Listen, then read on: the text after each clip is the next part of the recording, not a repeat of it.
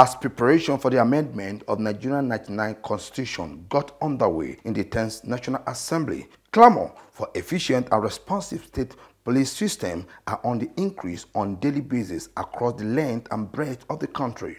The leader of the Senate, Dr. Opeyemi, has reiterated call for the establishment of state policing system, saying is the best for the country. The onerous task of maintaining law and order should be the primary responsibility of the state governor as the chief security officer of the state.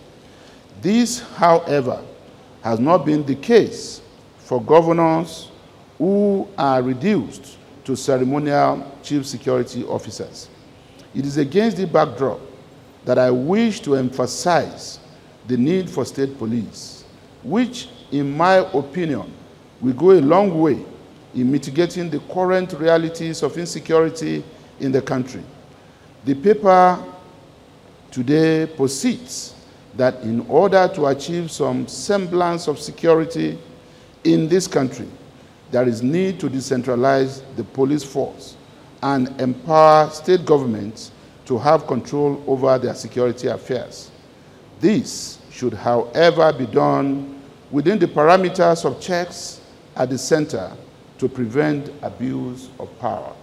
The Senate leader made the call at the 2024 public lecture on constitutional amendment and the political dynamics of state policing in Nigeria, organized by the Department of Political Science in collaboration with Institute for Legislative Studies, University of Ilorin.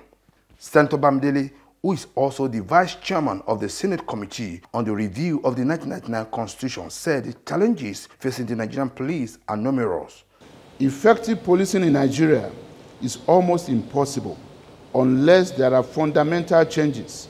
Indeed, the constraints faced by the police are used as excuses for various misconducts and unprofessional behaviors by many officers and men of the force. Despite many attempts by the leadership of the police to enforce discipline and even sack a few bad eggs, improper conduct by the police undermines their ability to fight the pervasive insecurity across the country. The Senate leader explained that in order to forestall the issue of abuse by the state governor, the Constitution amendment must consider stringent checks and balances with a robust mechanism for oversight and accountability to ensure that the state policing force operates within the legal framework.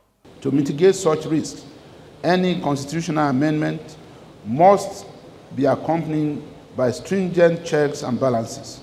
There should be robust mechanisms for oversight and accountability to ensure that state police forces operate within the bounds of the law and respect citizens' rights. Federal oversight, independent review boards, and clear legislative frameworks are essential to prevent misuse of power. Meanwhile, the Deputy President of the Senate, Senator Jibrin Barau, who was represented at the event by the Deputy Leader of the Senate, Senator Oyinlola Ashiru, said the issue of the state police has become a topical issue for all Nigerians. The topic we are discussing today is the core, the real core of Nigerian issue. It is easier to say that we are talking about state policing, but the implication of totality of our security system, and especially the topical issue of today on state police, will have a great impact on what Nigeria becomes tomorrow. Security is economy. Security is good life. Security is growth. Security is almost everything you think of. Chairman of the Senate Committee on Trade and Investment, Senator Sadiq Umar, said in his goodwill message, the state police is globally accepted. Based on the topic, I've said it. Leader has carried us around everything that we need to know from the historical perspective of, state policing, the exigencies, the challenges, and he gave a robust recommendation which, leader, by the way, I agree with, because it covers essentially all the contentious issues that affect state policing. This is my house.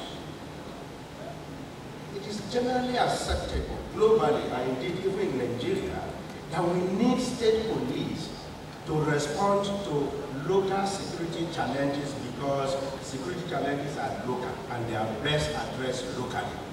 The Vice Chancellor of the University of Ilorin, Professor Wahab Egbewole, in his welcome address, called on the legislative arm of government to come up with a robust legal framework for state policing system. On the issue of state police, there is no doubt that the idea is good in principle, and it will ensure that our communities are safe. However, appropriate legislative provisions must be made to avoid the kind of challenge we are witnessing with the state electoral commissions. We must ensure that they are not created for political witch hunting. It's a duty on the legislator to put in place provisions that are watertight and not easily abused. The public lecture attracted people from all walks of life, which include politicians, academic scholars, students, and other stakeholders. Senate leader, Senator Dr.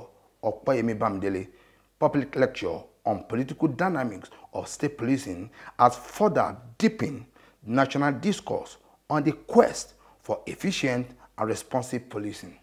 While you deliberate on it, we are going.